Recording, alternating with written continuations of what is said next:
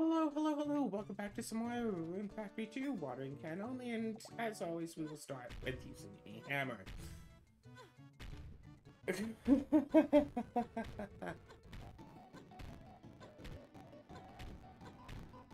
I don't know what there is to talk about, but I'm sure that there is stuff to talk about. Yeah. Oh, nothing much new has been going on. I'll hopefully be getting my new backpack next week, finally. Over a month after the point where I was supposed to get it, but I mean, meh. It's not like I really go out much to warrant needing a new backpack. I should go out more. I should go out to my local game store and take part in local events more, but it's like, why should I, pay bus fare, go down to my LGS to, say, play Commander with some people who might not like me. One specific person who definitively doesn't like me, at least. Or at least used to always be there every Commander night.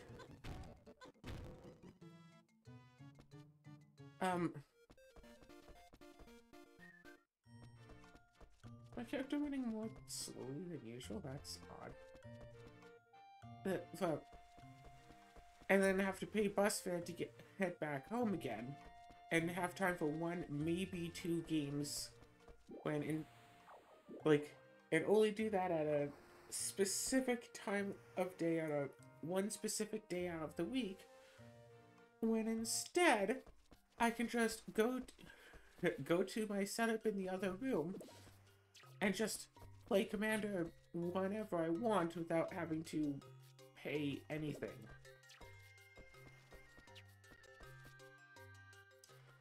I just go there and start playing. It's remarkably easy. I could just go and do that.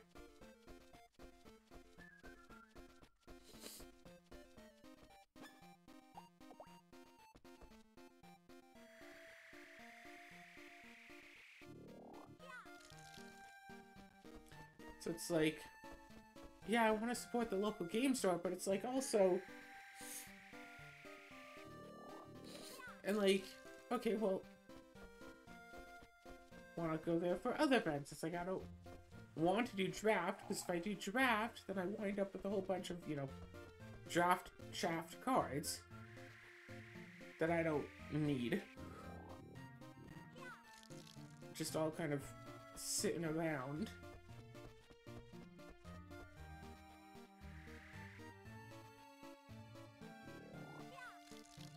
So it's well... Yeah, it's I don't have a good enough Modern deck to have a chance of even having fun, let alone really competing in Modern. So Modern Night is out. I don't particularly want to do Draft, because then I just get extra Draft Chaff cards, just cluttering up my space, so that's annoying. Don't want to do Commander for reasons I've mentioned, so it's okay, well... Why do I want to go then? And it's I don't know.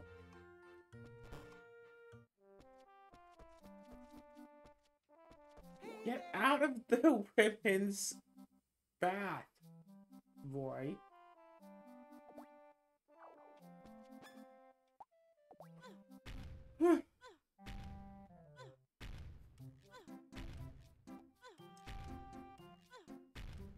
Yeah, what am I gonna do after finishing recording this video?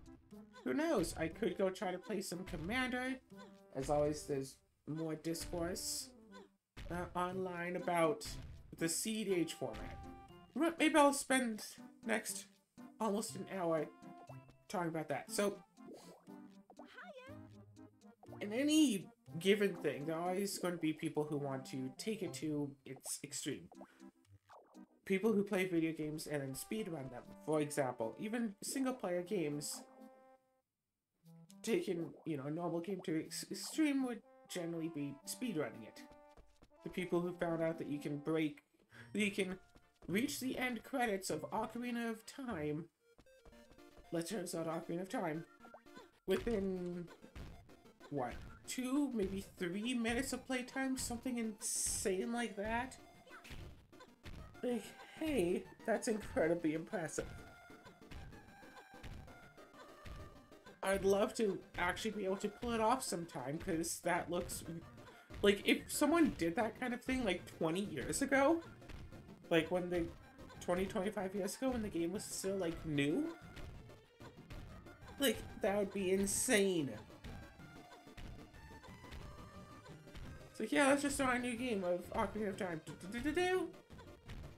Hi. And they just, like, go through and just, you know, do that. Yeah, that would be absolutely insane and wonderful. Whatever. Magic the Gathering, blah blah blah, has many formats of it that are designed to be competitive. Vintage, Legacy, Standard, Modern, like the 4 most well-known, and then there's like Historic. Also Limited, Sealed / Draft. I don't know why, I prefer Sealed over Draft. Just the sensation of opening like 6 booster packs is just fun to me.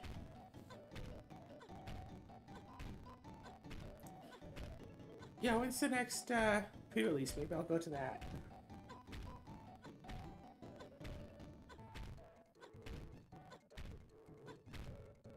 Yeah, just go in for like pre-release events and stuff. Anyway. However, all those formats are already made to be, you know, versus competitive, one-on-one. Commander was a format that was made to be a casual 4-player experience, often referred to as the multiplayer format, but multiplayer, every format is multiplayer because it's at least 2 people, and you have to require at least 2 people for a thing to be multiplayer. So, that's why I don't really like specifically calling Commander as the multiplayer format, because more formats are supposed to be multiplayer. Or a multiplayer, they're just not called that, yeah. And casual is meant to be... Commander is meant to be casual. Casual is meant to be Commander. Blech. Oh, is there a festival today? Where's my calendar? I don't even know where my calendar is.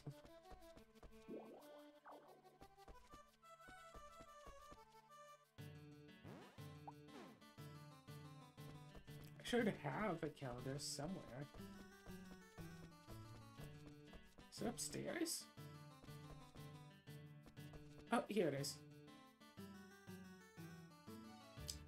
Oh, the big cook-off. No.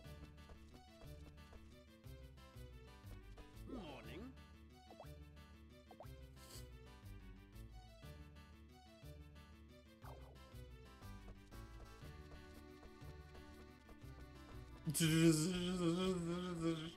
Well, I know what this entire episode is going to be, so... Alright, so the idea of Commander is just slam 100 cards together, make one of them the, you know, leader of the deck, and then just play with other people who have done the same.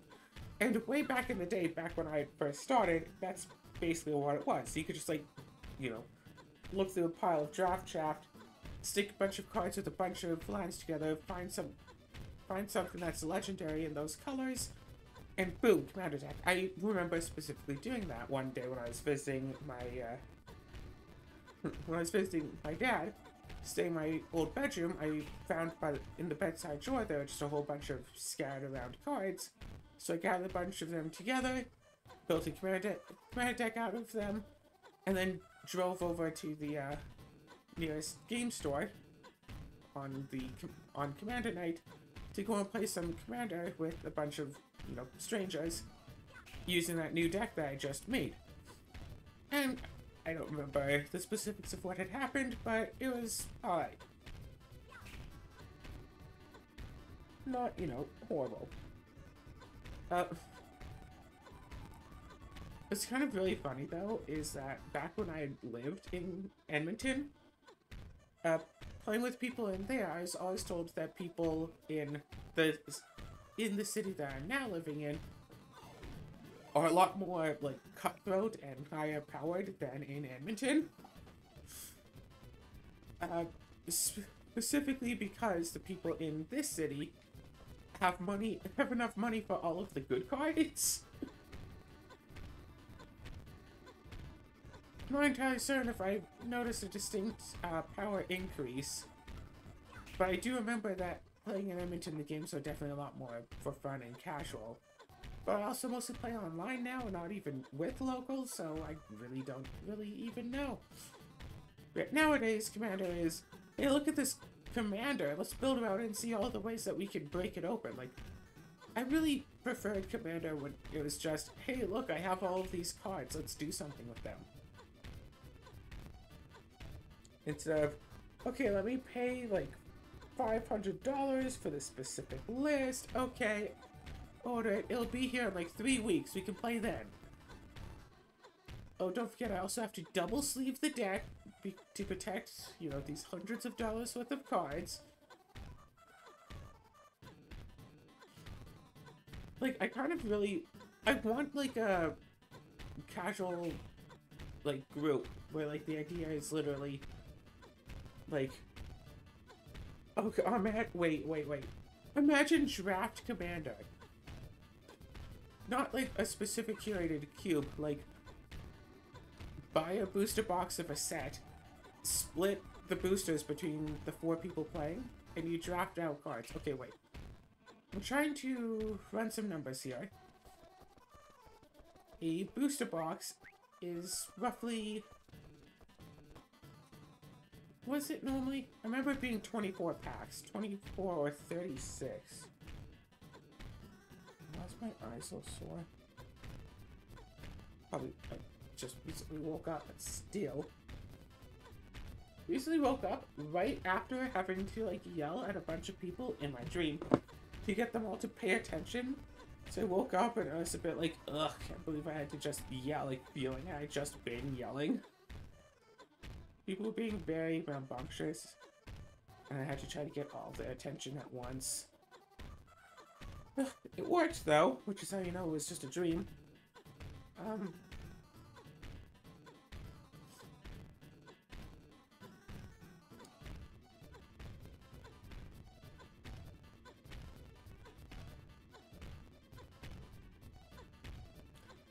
Okay, booster box contains 36 booster packs. Each pack contains 15 cards. However, that's really only 14 useful cards, because the 15th card is generally always a basic land. Yeah, it's 10 commons, 3 uncommons, 1 rare mythic, or 9 commons, 3 uncommons, 1 rare mythic, and 1 foil.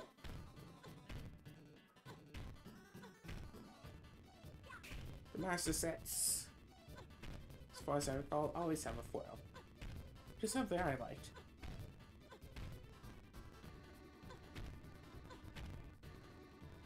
Me boo.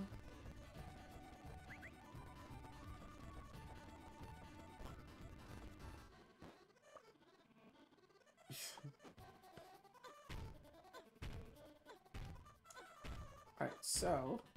Oh, that's right, I think I was going to hammer the grass parts down. So yeah, 36 booster packs times 14, that's 504 cards. Considering that the average commander deck is about 33 lands, that would be about 67 other cards for a deck, so theoretically you could make 7.5 commander decks out of 1 booster box. So yeah, I could totally see a thing of just, like, 4 people splitting a booster box, opening up, whatever. Yeah, 4 people split a booster box, open it up, and then just draft out an entire commander deck out of that box, including your commander.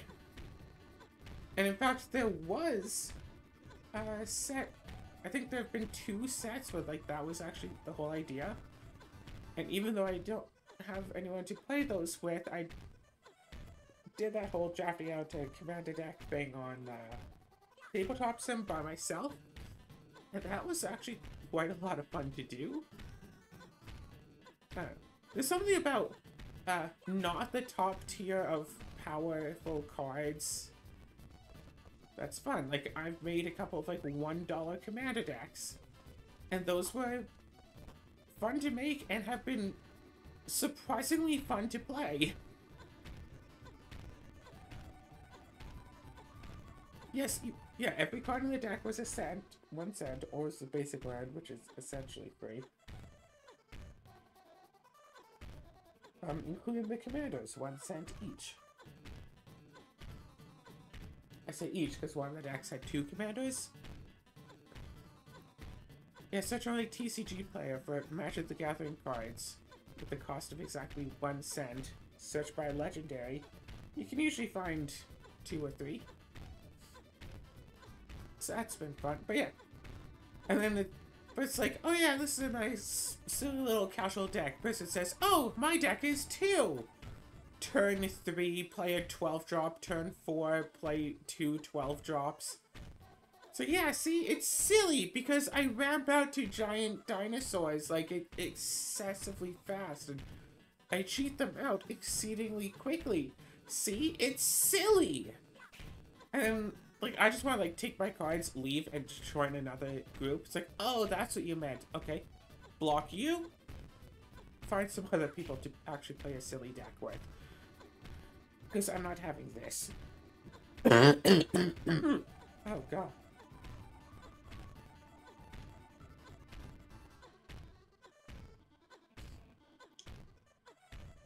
And, like, yeah, part of the whole problem of, like, power level discourse is that people don't know how to communicate with each other properly. How they're supposed to say, you know, oh, this deck is casual. And by casual, I mean it doesn't win on turn 1. So it's casual. I have to wait until turn 2 to win. And other people are like, oh yeah, this deck is casual. What do you mean what turn it wins on? It doesn't. This made me want to make and play a power level 0 deck where, like, the deck itself cannot possibly win. It has no creatures with power of 1 or greater, unless the creature has Defender, and the deck has no way of, you know, making them able to attack. Either removing Defender or attack as though it didn't have Defender. No cards that can mill or exile cards out of other players' libraries, or make other players lose life, and that includes taking damage because that results in loss of life, or like or give poison counters, like some like Cyclonic Rift. Like, it doesn't matter how many Cyclonic Rifts you have in the deck, that card is not going to make you win. It's just, you know, assists in a win. Stasis doesn't make you win. Winter Orb doesn't make you win. But something like Consecrated Sphinx, well, that's a 4-power flyer. That card could make you win, because you could always, you know, attack with it. Yeah, ramp pieces. Play a bunch of ramp pieces to search out new cards, like... Yeah, play like 0/7 flying wall creatures, or something, like... Something like Caltrops doesn't make you win. And then, you know, for most people talking about this, they'd be all like, and the win condition is blah blah blah blah blah blah blah. It's like, no, literally no win. No win condition, no possible way to win. Power level 0 deck, when it plays as, like, high powerful as possible. It's like, oh yeah, it's like a high power deck, but it's also power level 0. It can't win. It's just going to, you know, pretend like it will.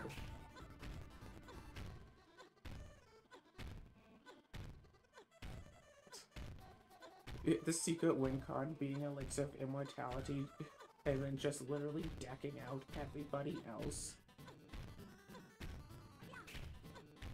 Running, like, counterspells and stuff to deal with their win conditions, and then eventually just having more cards than anyone else.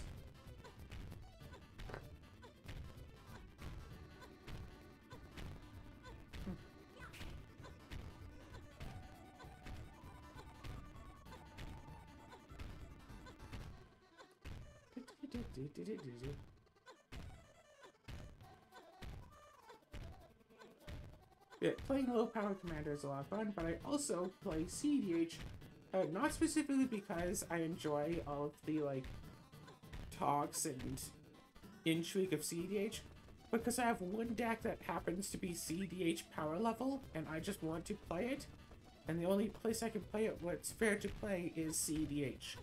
So I play it as CDH. Oh. Hasn't stopped some people from seeing the deck list and say, oh, that's a 4 out of 10. That's not like a 9 or a 10. That's a 4? That's like below pre-con power level? And, like, if they just said that outright, maybe things would have been slightly better. It didn't help that the moderators of that Discord were screaming that at me. So what I should have done was say, okay, cool, bring out your below pre-con power level deck and let's have a game together then.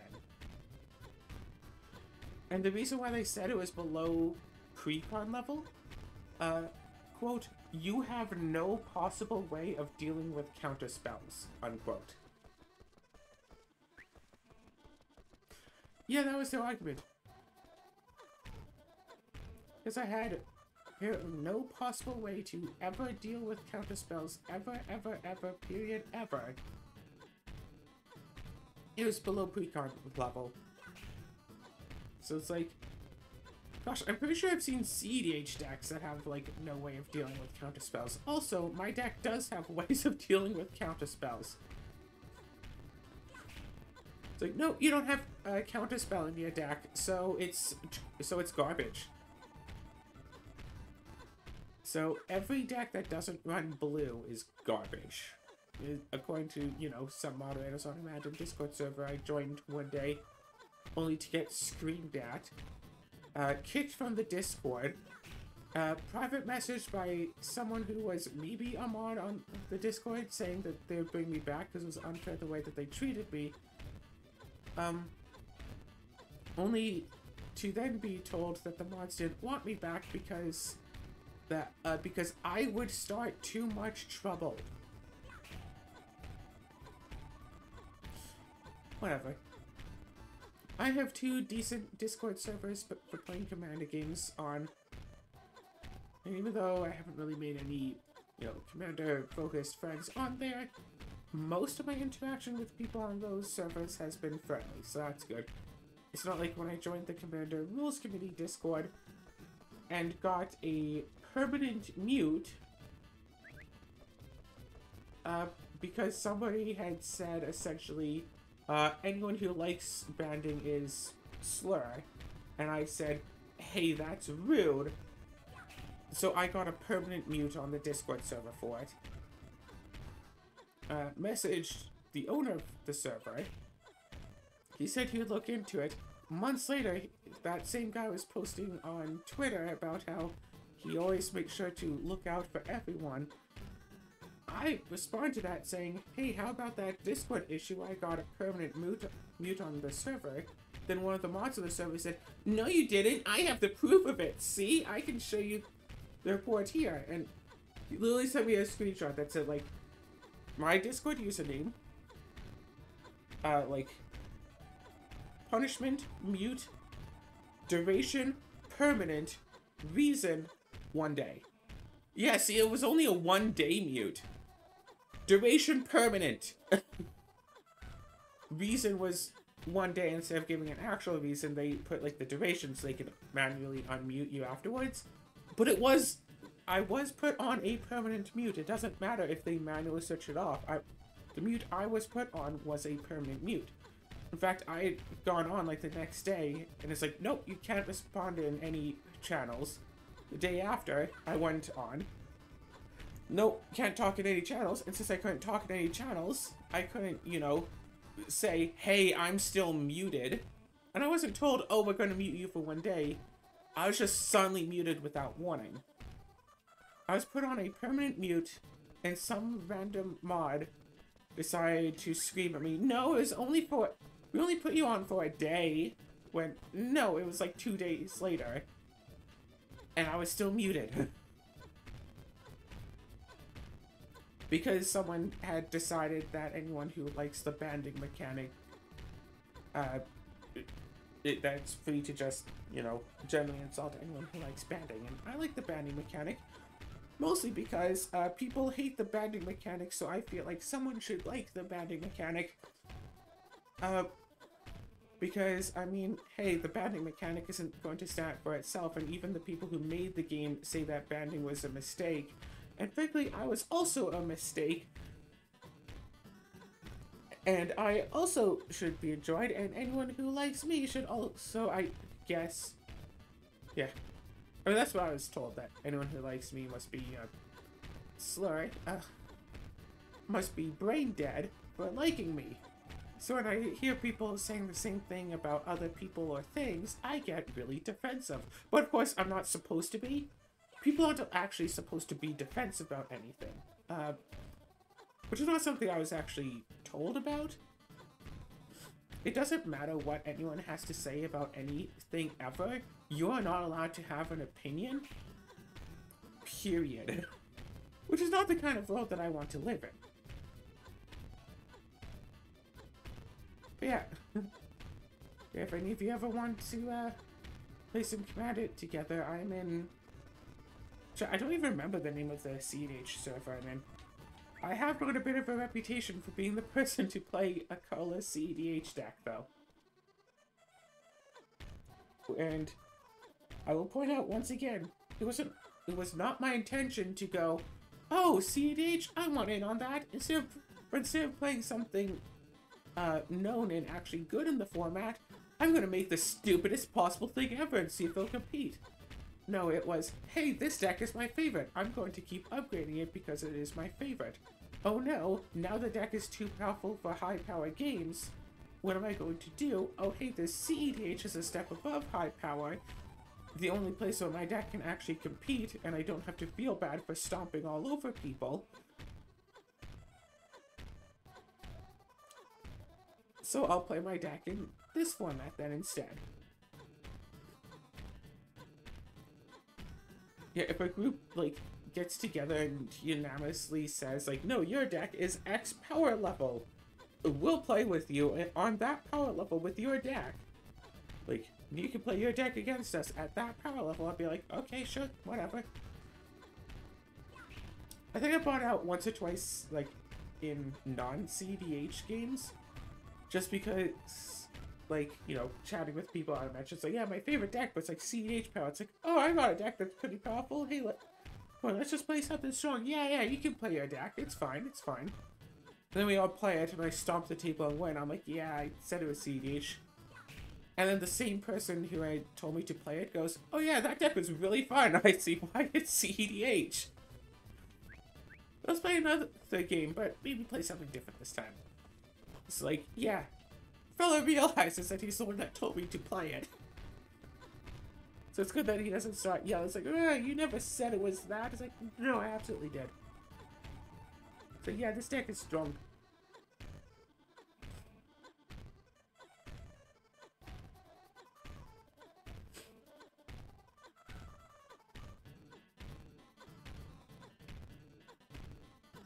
But anyway, yeah, there's some discourse going around, like there usually always is, about, oh, CDH players shouldn't be part of the casual Commander format. They should split off and make their own ban list and play, like, a different format of the game and leave Commander to us casual players. It's like, you do understand that if somehow that were to happen and there were to be a separate CDH format, that people would just be all like, alright, let's just play Commander, but we'll make as high power decks as possible, and we'll play them with other people who are playing as high power decks as possible. Yeah, we'll just play this casual format, but with as powerful of a deck as possible. And then it's like, so you're right back to the same problem. Like, oh hey, here's a special tailor-made CEDH format just for all of you, with like its own balance and stuff. And then those people be like, well, why can't we just keep playing with the Commander ban list? Like, it's like seeing someone who speedruns like Ocarina of Time and telling them, it's like, oh, why do you have to, you know, ruin our game like that? Why do you have to go and ruin Legend of Zelda? Here, why don't you go and make a brand new video game for you to speedrun and leave Ocarina of Time for us casuals? No, it's actually quite literally like that, right? Like, they're telling us to, you know, leave the casual thing alone and go and, like, make something else to do powerful stuff in. And, like, if a new CDH format was made and it was distinct enough from Commander to actually want its own format and not, like, you know, basically the same game but with a different ban list, it was actually a different format that was made geared towards 4-player but, like, competitive, people would be getting into that and building casual decks for that. And building, like, casual CDH decks to play with their friends. So either the format is so similar that there's no point in having a new format, or the format is different enough that casual people will also want to swap over. Like, I've seen people play, like, casual, like, you know, casual kitchen table just for fun decks that are technically, like, legacy, vintage, modern decks, but they're just playing casually. I remember some of my first modern decks that I made were just casual decks just to play with my friends. I think I still have my old 225 card Battle of Wits deck that I made at one point. That deck was actually a lot of fun to bring to Modern Night, if I think about it. Just because it was so absolutely ridiculous. And I actually did manage to win a few modern games with it. There's no way it would win anything now. Modern format has been power crept way too much. I definitely have to update the deck a lot. But back when I made it, playing against people at, like, actual Modern Night, it did okay. It wasn't great, but it was okay. I won a few games. Yeah, the only format I could actually go into the game store and have a chance of, like, winning the whole tournament in, considering that Commander doesn't have tournaments, and if it did, then I would be allowed to use proxies, and I don't want to pay, I think it's $3,000 for a Mishra's Workshop.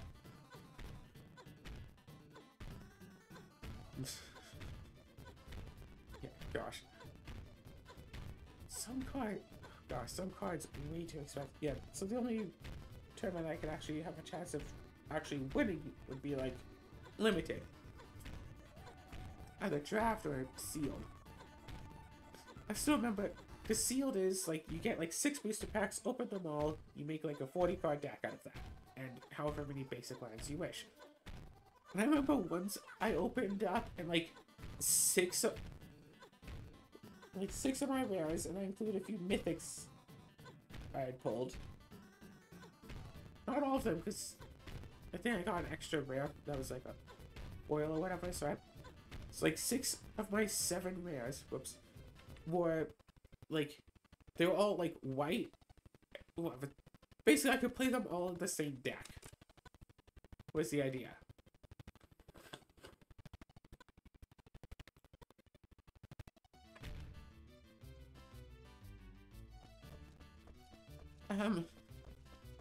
However, I put all of the rares into the same deck. However, I somehow did really badly.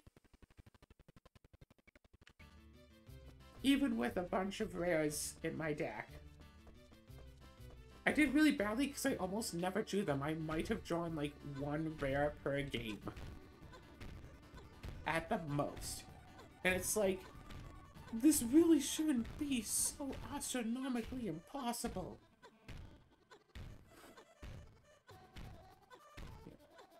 I have way too many Commander decks. If I sold all the value cards of them, I'd be getting least quite a few $100s. I don't want to sell the cards in my CDH deck though, because it's my favorite deck. I know I could just sell them all and, like, you know, printed them out and whatever. And probably make a few $1,000s from that one deck alone.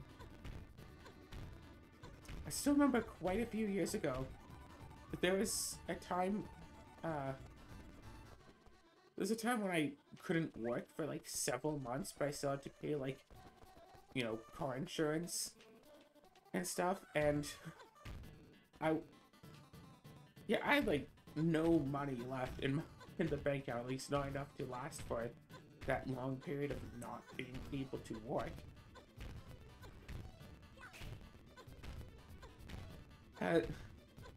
So I'd actually consider just trying to sell off my CDH deck, because that was the only really valuable thing that I had. Just to get enough money to try to, you know, float by long enough. Oh, wait, why am I doing that with the last batch? I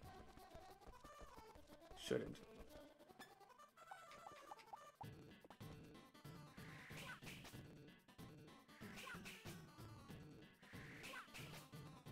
Wait a second, how do I upgrade the iron sickle?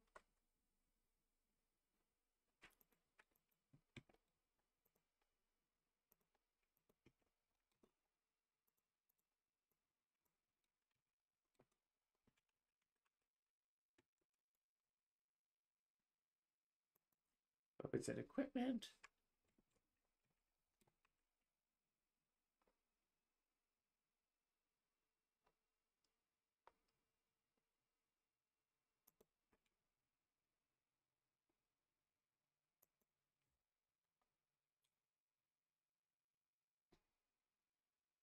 Okay, bronze, iron, iron, silver.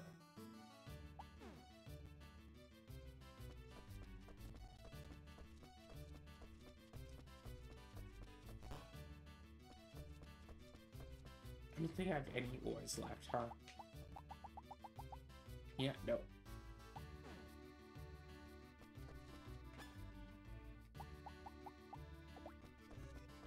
Alright.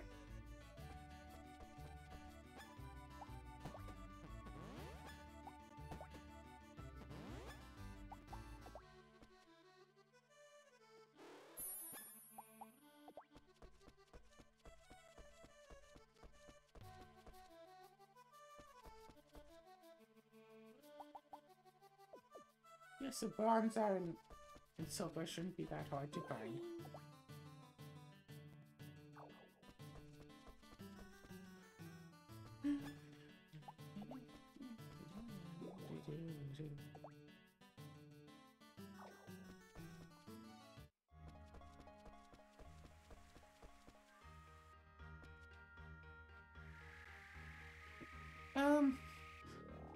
What in the world was I just talking about? Totally lost my train of thought there.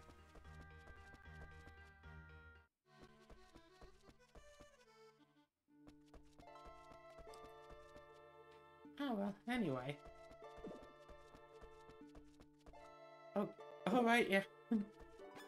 I've played enough card games to be able to, I feel, like, determine certain card worths in other card games.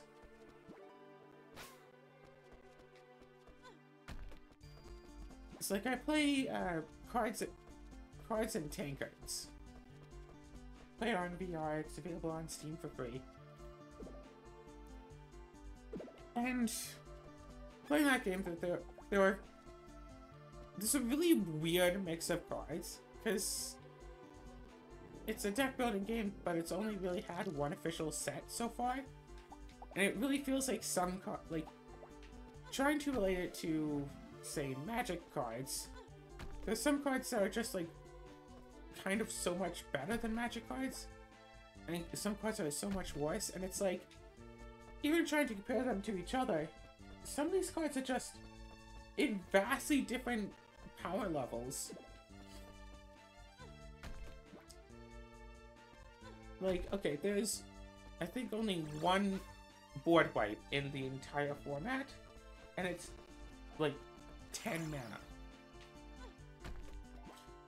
The gameplay is similar to Hearthstone, where every turn you get a +1, like, limit to the total amount of mana that you can use to, you know, cast spells.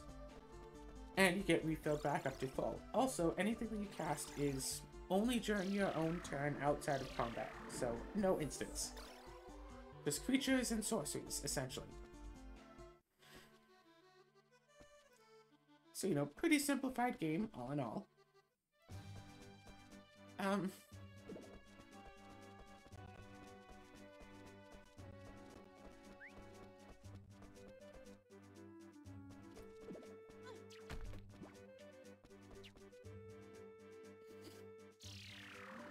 So how do I properly explain it? So, like, there's one card that's, like, 1 mana, deals 3 damage to any target, but you lose 1 life. So it's essentially a lightning bolt with a little bit more downside, but it's still, you know, like a lightning bolt. So it's still a decent card. And then, of course, the board wipe. It costs 10, and it exhausts your Dungeon Master, which is another topic to get into. The game essentially has 4, let's say, colors. There's 4 factions that you can get into.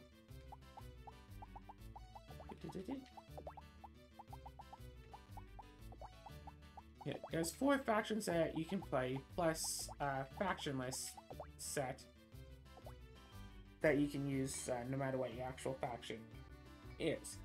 You can have 1 primary faction, and you can have 1 secondary faction, as well as any number of factionless cards in the deck. I believe it's a 40 card limit, but the secondary faction can only have as many as 10 cards of that faction in your deck. Every faction has its own special rules that it adds to the game. So the Dungeon Master faction is, yeah, you get like a special creature that just stays on the board, but it doesn't count as a creature, so nothing that targets creatures can target it. It has 1 power, and its health is equal to your life points, which I believe start at 20? Yeah, I think it's 20, not 40. Might be 30. Actually, I think it's 30. Start at 30 life, so burn is less useful than it is in Magic as a default. More on that later. Actually, now that I already have the quality sickle, can I upgrade this again? Gold, gold, gold, silver, silver. I think we good. I think we good.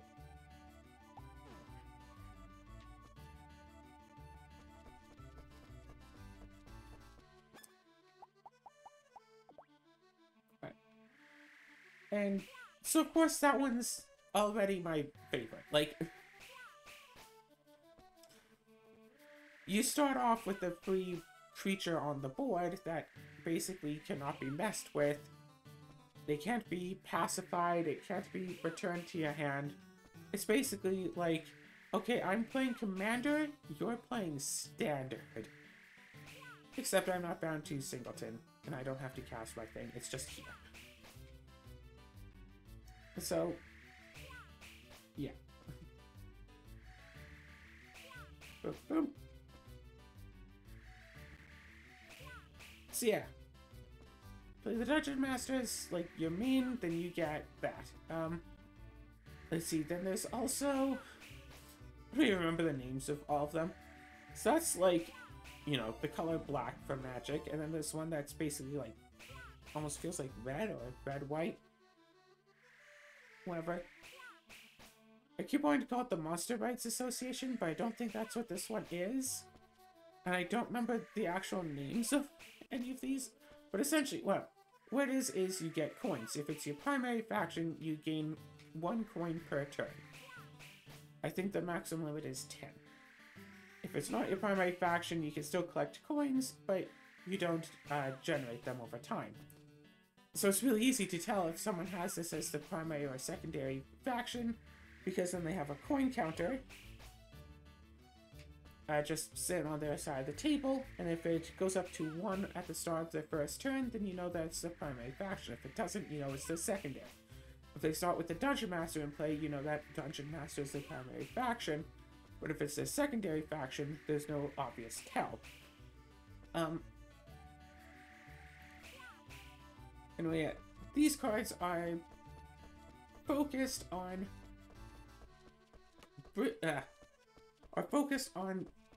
affecting other cards you own that are not yet in play. So it'd be like, hey, when this enters, a creature in your hand gets +1 toughness, and it's just, like, permanent. Like, you play that creature, it will be stronger. Like, forever. Or at least, you know, until end of game.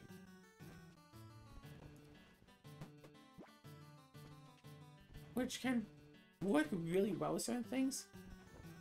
There's one card specifically that someone had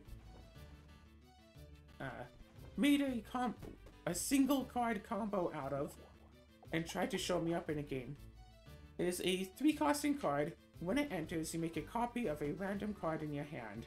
However, you can spend 2 coins to give the card the effect the copied card costs 2 less mana. So what you do is you have that as your primary faction. You play all the other cards in your hand until you only have 2 of these left. So like I said, it's not singleton. You can do that. Then use 4 coins to buff both of them. And then you play one of them, making a copy of the other one, but it costs 2 less mana, so instead of costing 3, it costs 1. However, it should also have the ability already unlocked that you've already paid the 2 coins, and now the copy that it makes will cost 2 less as well. So then you pay your other 3-cost version of it.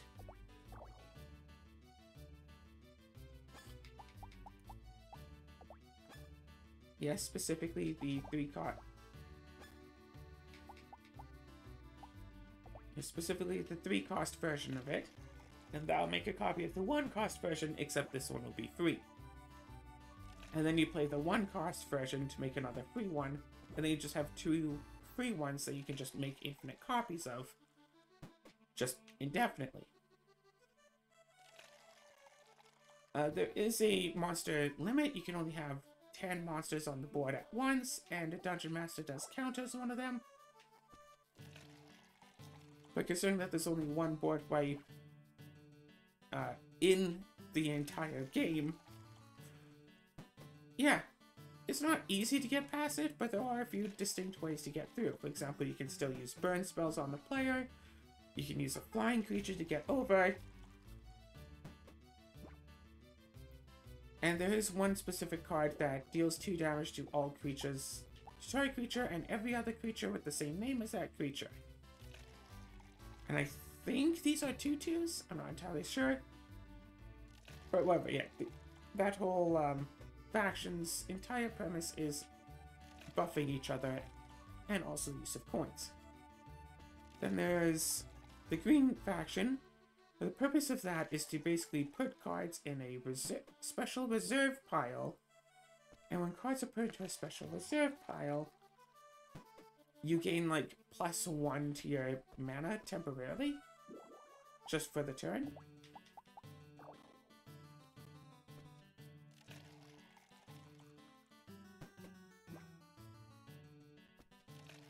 So like on turn 1, you can play like a 2-drop by tossing a card, then playing that. So it's ramp. It's green, it's ramp, you play big creatures with abilities that's like, hey, when this dies, bring back something from your reserves. It's like a 1 or 2 cost card that can bring out like 2 creatures, like...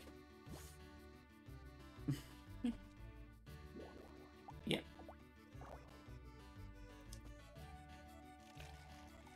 And then there's like the blue one that... really, they don't have any obvious tells.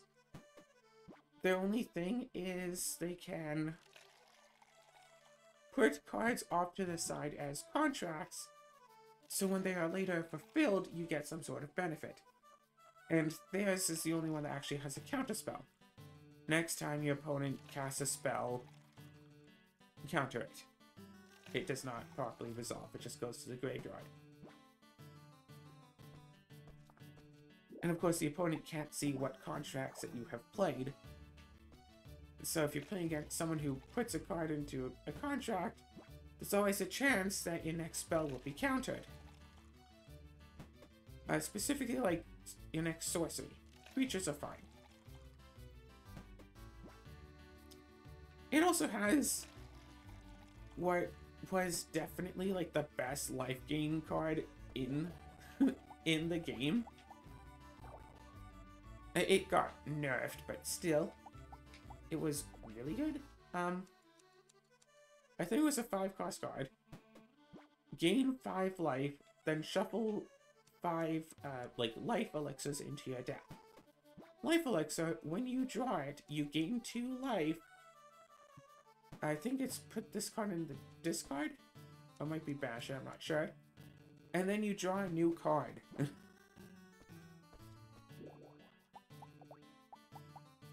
Like something like that in Magic. Yeah, 5 mana, gain 5 life.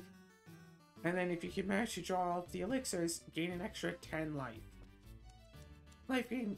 I mean, that would definitely see play in... I'd definitely see play in Limited. I'd play that in Limited. Not entirely sure if it would see play in, like, Standard. But it could.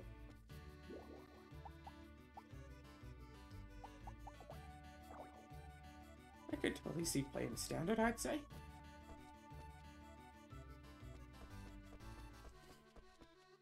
Keep running. Keep on going on.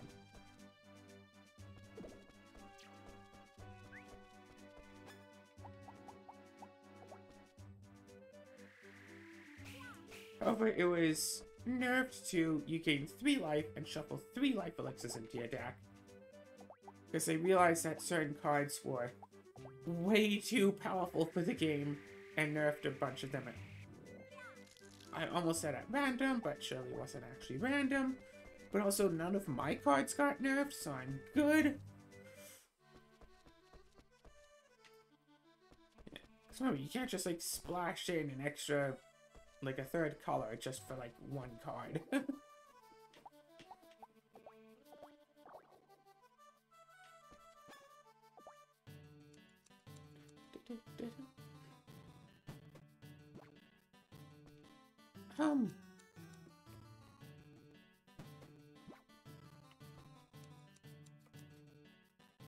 Almost an hour, I've barely even done, like, the early chores.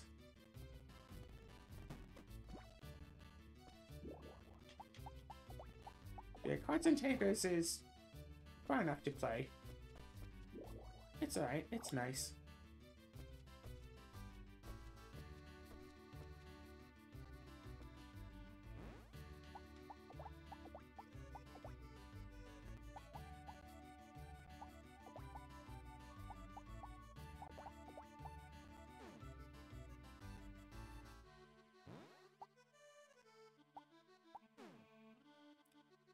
Anyway, but yeah, coming from a perspective of playing MTG, there is really a bit of a disconnect between seeing cards that's like, oh yeah, 7 costs, like, it's a 3/3, and when it enters, you make a 1/1, or something like that, versus like, hey, here's a 2 mana 1/1. However, when it dies, draw a card, and if you cast 3 sorceries in 1 turn, return it from your graveyard back to your hand. It doesn't matter how it got in your graveyard. It could have been milled, it could have been discarded there, it could have, you know, died. Like, if it's just a 2 mana 1/1 when it dies, draw a card, like, that would be good enough for this, for Standard. It's like, no, I can bring it back. Plus, there's a card in that same faction that can copy cards in your graveyard. Plus, my Dungeon Master has a special ability where I can tap it, effectively tap it, sacrifice a creature, and I make a sorcery in my hand, a 1 mana sorcery with creatures you control get +1/+1 until your next turn. So play one of these little sacrifice fodder skeletons, sacrifice it to my commander, or dungeon master, right? Then play this 5 mana 4/3. When it enters, duplicate the top card in your graveyard twice. If this kills a creature or if this dies, return the top card of your graveyard back to your hand. Notably, it's differently done than how it would be done in Magic, because in Magic it would be the top card of your graveyard when it dies, but it's like the top card except for this specific card. However, if you have 2 of them, one of them dies, have another one, one of them dies, you get, the card back. Another one, the other one dies, get back the other copy of one, play it out, copy more on top of your graveyard, let it kill a creature and die, get 2 of them back in your hand, and then just keep cycling between one card, between that one card, just over and over again. It's really fun. Kill off my skeleton, play that, make 2 more skeletons. If I get next turn, cast 3 cheap spells, bring back all 3 of those skeletons, keep playing them. Yeah, probably not going to compete in the big cook-off, but I did all of the daily tasks for the day at least. Really should try to grind some extra XP. My little brother's playing Crystal Project. I wonder if I should bug him and ask him how he's doing. I want to grind some more hammer skill, but I think I'll wait for next episode for that. So until then, hope you've all enjoyed yourselves. I have a cat resting on my arm. Oh.